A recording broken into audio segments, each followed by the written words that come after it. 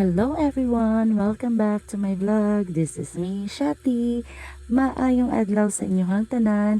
I hope nga okay na mong tanan. Salamat kayo sa inyong padayon na suporta sa akong mga videos.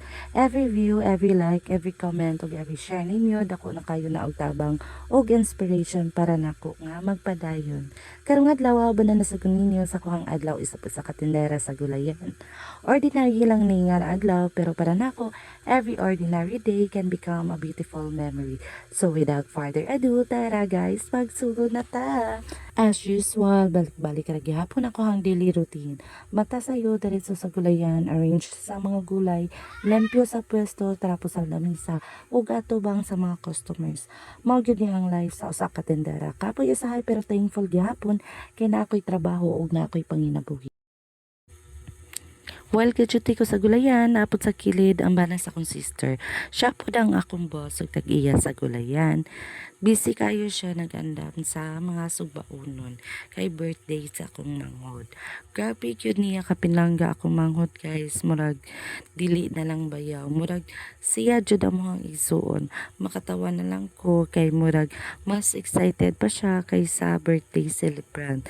Samtang ako nagbaligya og gulay, siya po nag-prepare sa mga sugbaunon. Like every year jud ni niya ginabuhat. Basta birthday sa akong manghod, siya jud na ang asikaso ag mag-andam para ma-celebrate na mo iyahang special day. Dili lang sa storya iyahang pag-care, makita gyud sa iyahang actions. Thankful kayo mi kay naami nga ani nga tao sa mohang pamilya. Dili lang siya maayo nga boss, maayo pud siya nga bana sa kuhang sister. Fast forward, gisugma na di ay ang baboy para sa mohang dinner. Ang akong contribution for today, paghiwa sa puso. Guys, simple ra kaayo ang task. Pero happy ko kay makatabang pud ko bisan gamay lang. Kay para nako dili man kinahanglan ako ang mabuhat basta gikan sa kasing-kasing o gapilta nga pangandam sa special nga adlaw sa atong pamilya. Mao gyud nang kanindot nga ingani nga moments guys kay ang tanan na ikaw galingong part na ay nag-andam og pagkaon, na ay nagluto, na ay nanglimpyo, ug naapoy naghiwa og puso. Agoy. Basta teamwork lang gyud para mahuman ang tanan. Pagkahuman ako og giwa sa puso, ready na ang tanan para sa dinner. Pagkahumot sa sinugba guys, murag ang tiyan namo ang unang niingon og tara mga unata.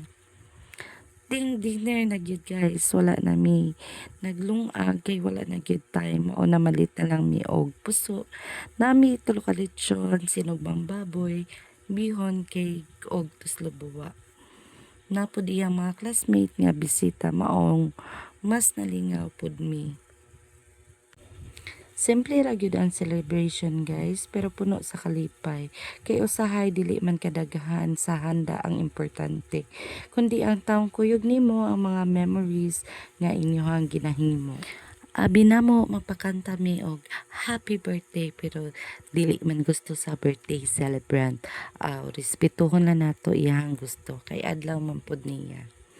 Siyempre guys, dili pod kompleto ang birthday kung walay gamay nga shots. Og storya-storya, gamay lang kay naa may duty ugma. Kay ang gulayan dili man mo ingon og pahuway sa bitaw guys sa tinuod lang, usahay kapoy gyud ta physically, mentally ug emotionally.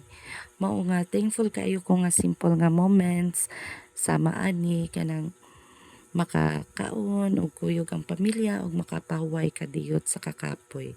At least guys, na ako'y memories to keep. Mao gyud na ako ang ganahan sa akong pag-vlog guys. Dili lang para sa content, pero para nako na ako'y mga memories. Ug para sa kuhang manghod, once again, happy birthday. Wishing you good health, happiness, ug daghang blessings. Padayon lang sa imong journey.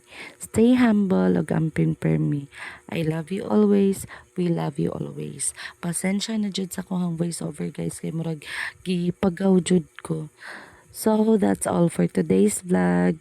Salamat kayo sa pag-uban ninyo sa akong another day sa akong kinabuhi isip nga tindera. Good night mga sweet loves. Karon pa gyud ko na humanog edit og voice over pero worth it kayo kay another memory na pud ni nga akong ikip. Remember, dili kinahanglan bongga ang celebration para mahimong espesyal. Ang importante ang love, effort, ug ang mga taong kauban nato sa paghimo og memories. This is me, Shati, your Golayan girl. God bless everyone and see you on my next vlog. Bye-bye!